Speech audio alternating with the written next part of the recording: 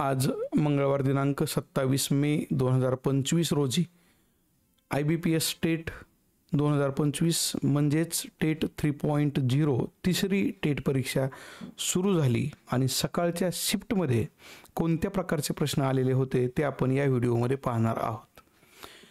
तत्पूर्वी याच प्रकारचे आणखी प्रश्न जे आजच्या शिफ्टमध्ये आलेले होते ते पाहण्यासाठी वरच्या बाजूला जे आय बटन दिसतंय त्याला क्लिक करा। त्या आय बटनमध्ये टेट 2025च्या सगळ्या व्हिडिओची प्लेलिस्ट आहे, त्यामध्येच पहिल्या शिफ्टमध्ये आलेले प्रश्न प्रकार आपण घेतलेले आहेत, मंगळवार दिनांक 27/5/2025 रोजी आलेले।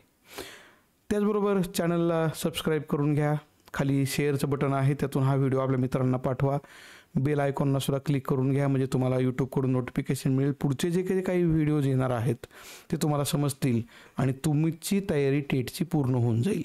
हा व्हिडिओ पूर्ण पाहत असताना तो लिहूनही घेणं तेवढंच महत्त्वाचं आहे, समजूनही घेणं तेवढंच महत्त्वाचं आहे। सगळेच जे काही प्रश्न आपण घेतलेले आहेत ते तुम्ही समजून घेणं, लिहिणं आणि नंतर त्याच्यासारखे आणखी प्रश्न सोडवणं तरच आपल्याला टेट परीक्षेमध्ये यश मिळू शकणार आहे।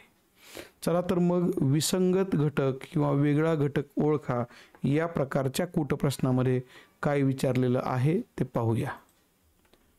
त्यामध्ये या प्रकारचे प्रश्न आहेत।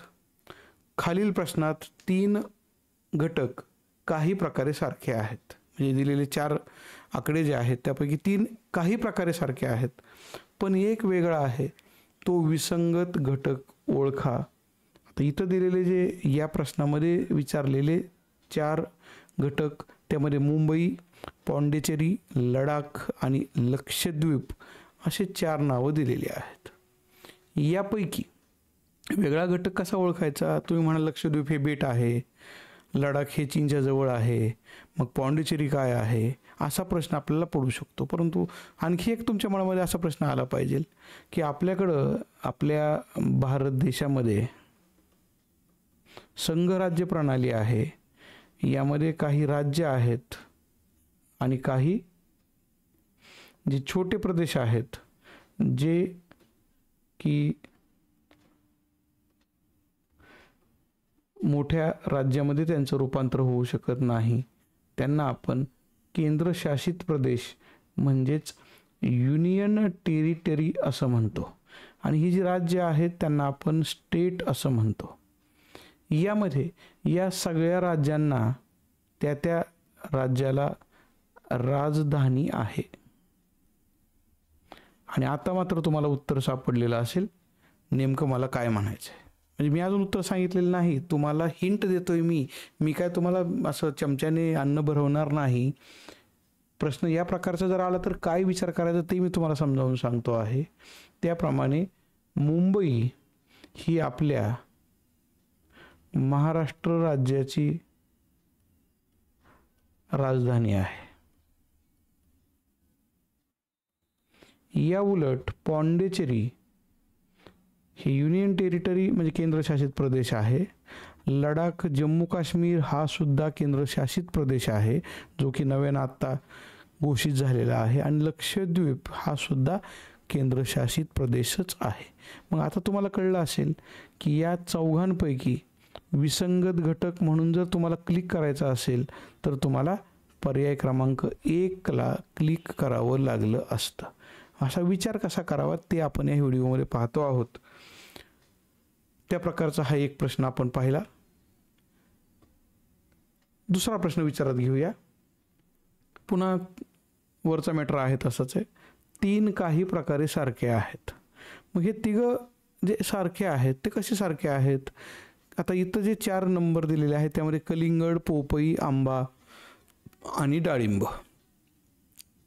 आता तुम्ही म्हणाल यापैकी आम्ही गोल फळ शोधून काढू, कलिंगड पण गोलच असतं, डाळिंब सुद्धा गोलच असतं, काही आंब्यांची रचना शेप हा गोलाकाराचा असतो, पपई मात्र बऱ्यापैकी अशी लांबट असते, म्हणून ते काय उत्तर होऊ शकत नाही। आणखी विचार जर तुम्ही केला तर यापैकी कलिंगड त्याच्यामध्ये पाणी जास्त प्रमाणात असतं, आंब्यामध्ये पण रस असतो, डाळिंबाच्या त्या बियांमध्ये पण रस असतो, पोपईमध्ये सुद्धा जी काही बिया आहेत ते आपण बाजूला जर काढले तर राहिलेला गर आपल्याला खाण्यासारखा असतो। म्हणजे या सगळ्यांमध्ये काहीतरी साम्य काहीतरी फरक आपल्याला दिसतो आहे. त्यामध्ये इथं आपण जो नियम लावणार आहोत तो बी बद्दलचा असणार आहे आणि नुसत्या बी बघणार नाही आपण, तर त्यामध्ये असलेल्या बियांची संख्या विचारात घ्यायची आहे. कलिंगडामध्ये तुम्ही कलिंगड कापून बघितलेलं आहे, पोपई कापून बघितलेली आहे, आंबाही तुम्हाला माहीतच आहे आणि डाळिंब. यापैकी तुम्ही जर कलिंगड पाहिलं तर त्यामध्ये अनेक बिया असतात, मोजून बघितलेल्या नाहीत परंतु माहिती आपल्याला अनेक बिया असतात. पोपईमध्ये सुद्धा अनेक बिया असतात. डाळिंबामध्ये, डाळिंबाचे आपण त्याला दाणे म्हणतो, ते सुद्धा अनेक असतात. मात्र आंब्यामध्ये फक्त आणि फक्त एकच बी असतं, त्याला आपण कोई किंवा काही जण त्याला कोय असं म्हणतात. आंब्याची कोय असते आणि ते काय आहे, एकच बी आहे आणि म्हणून इथं आंबा हा पर्याय वेगळा आहे. विचार काय करायचा आणि कसा करायचा ते आपलं चाललेलं आहे, म्हणून आपण त्या टाईपचे प्रश्न पाहतो आहोत.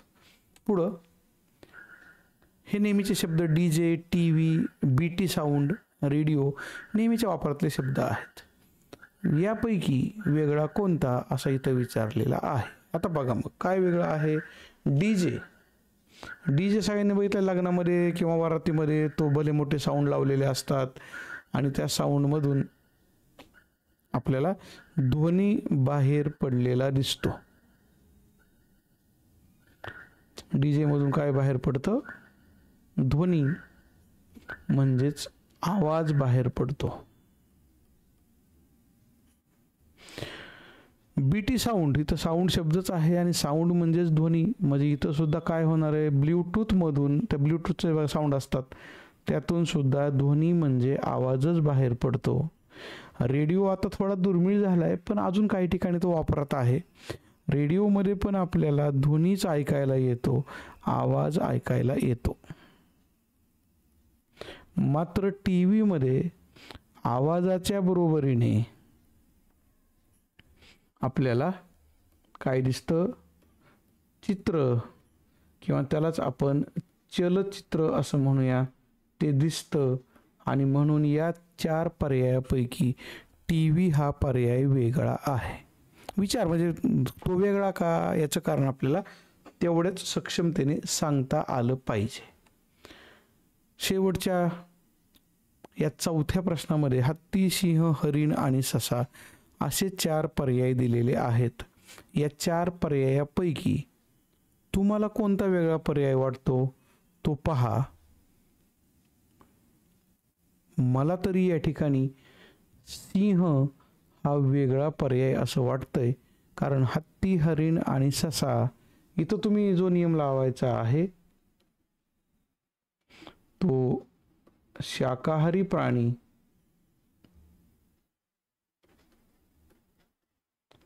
म्हणजे गवत पालापाचोळा खाणारे प्राणी, आणि दुसरा पर्याय लावायचा आहे मांसाहारी प्राणी.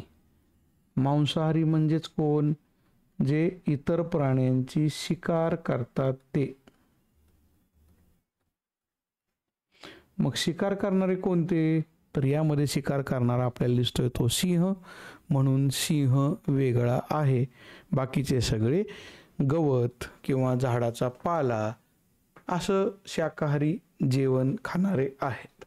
म्हणजे अशा प्रकारचे आणखी व्हिडिओज तुम्हाला पाहता येतील. त्यासाठी आत्ता तुमच्यासमोर सबस्क्राईब बटन आहे, त्याला एक क्लिक करा. आता तुमच्यासमोर एका बाजूला प्लेलिस्ट आहे टेट 2025 लिहिलेली, तिला क्लिक करा आणि त्यामध्ये जाऊन आणखी प्रश्न प्रकार आज आलेल्यापैकी पहा. धन्यवाद.